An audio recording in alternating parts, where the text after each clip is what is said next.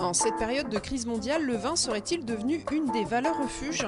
Le mieux, c'est d'aller poser la question à des professionnels pour mesurer l'ampleur du phénomène. Il existe toujours des gens qui achètent du vin et qui se disent ce vin dans quelques années va valoir plus cher que ce que j'ai acheté aujourd'hui. Il peut y avoir des opportunités. Un certain nombre de clients peuvent se dire je vais acheter, je vais faire ma cave. Ce sont des gens qui aiment le vin, vont faire leur cave et puis dans 10 ans, dans 15 ans, si à un moment donné ils ont eu un problème de trésorerie et que le marché aurait été bénéfique sur la valeur ajoutée de ces vins, ils pourront peut-être les vendre. Donc ça, je trouve que c'est bien. Maintenant, de dire à tout prix je vais acheter un vin pour le spéculer, moi je ne suis pas quelqu'un qui est très favorable à ça. Il y a une chose qui est très importante, le vin c'est un produit de plaisir. Donc déjà, nous ne sommes pas trop pour la spéculation. Je crois que c'est une chose qui est importante à dire au nom de la Vigna. Le vin, tous les ans, on en produit.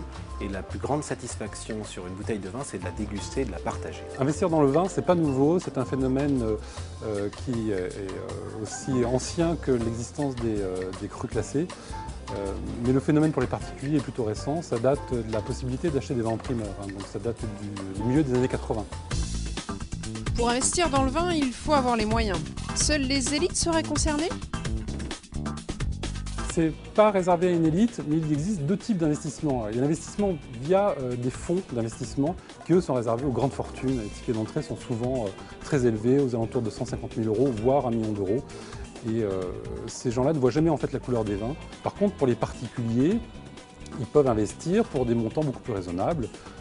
Investir dans un premier cru classé, aujourd'hui, suivant les millésimes, c'est entre 150 et 500 € la bouteille. Donc vous voyez, à 1 000 ou 1 500 €, vous faites déjà un petit investissement qui va se valoriser tranquillement dans votre cave. L'amoureux du vin n'est pas du tout tenté par la spéculation. Lui, ce qui l'intéresse, c'est ce qu'il a dans le flacon, si le vin est bon. Et si le vin est bon, il le boira, jamais il le revendra.